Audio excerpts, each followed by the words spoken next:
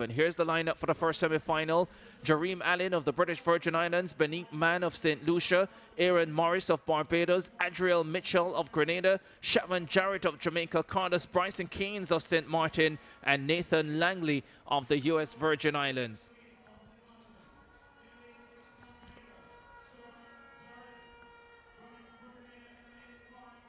Shatman Jarrett of Jamaica, the fastest in the field this season.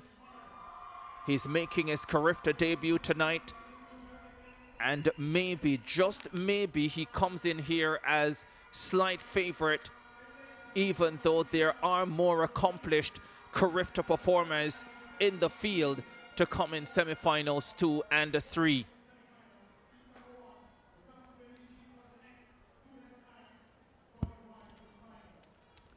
First of 3 semi-finals, top 2 sure to advance, plus the next 2 fastest.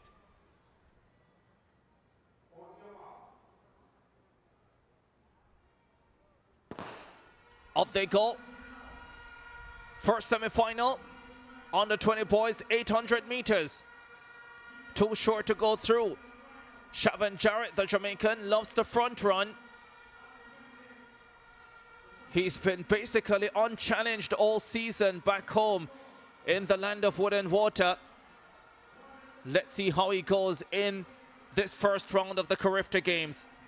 The Grenadian Adriel Mitchell is right there, 4th in the under-17 final last year. Mitchell coming off a fine season in Grenada as well, set a personal best 1 minute 54.21 to win their trials, and then eased his way through the Grenada High School Championships with a 1:59.61 performance. Oh, lots of pushing and shoving going on behind the leader Jarrett, and the Grenadian escapes in 2nd position, with Aaron Morris of Barbados in 3rd. Fell out in the heats last year, the Barbadian, but was brilliant at the Barbados trials. Let's see what he delivers here. 1:53.99 at his best, the Barbadian, still fighting with Jarrett of Jamaica still out in front. He has a 3 or 4 meter lead, and this is pretty much how all his races have gone in 2025. Jarrett of Jamaica, but there are 3 queuing up behind him, and Mitchell has been pushed, this time viciously, and it launched him forward. And there's a battle going on behind Jarrett, who continues to have a look behind to ensure that he's safe. Battle on for the 2nd automatic qualifying position. The Barbadian is holding strong. Jarrett of Jamaica wins it. Aaron Morris of Barbados out in the heats last year, into the final automatically this season. It's 1:51.5 for the Jamaican, and that looked very, very comfortable. Certainly did, but what a battle for that 2nd position there. Aaron Morris outlasting his rival to get that 2nd spot.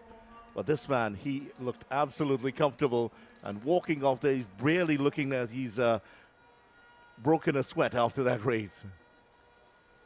Credit to Adriel Mitchell of Grenada, because he was shoved around a number of times in that race and somehow managed to stay on his feet and still have enough to fight down the home stretch.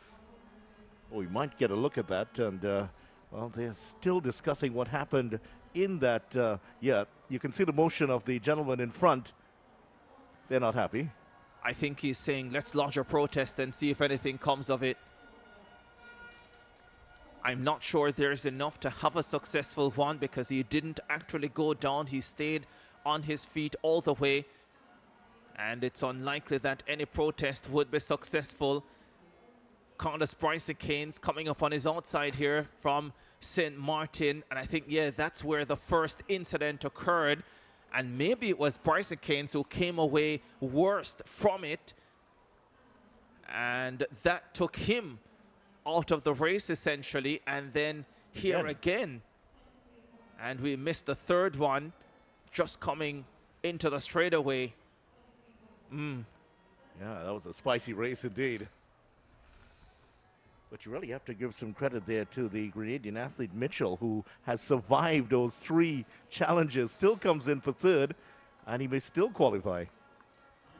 Thanks for that laugh. I won't get over that spice for a while. 155.54. Siobhan Jarrett of Jamaica, along with Aaron Morris of Barbados, qualify automatically. Mitchell, 155.94.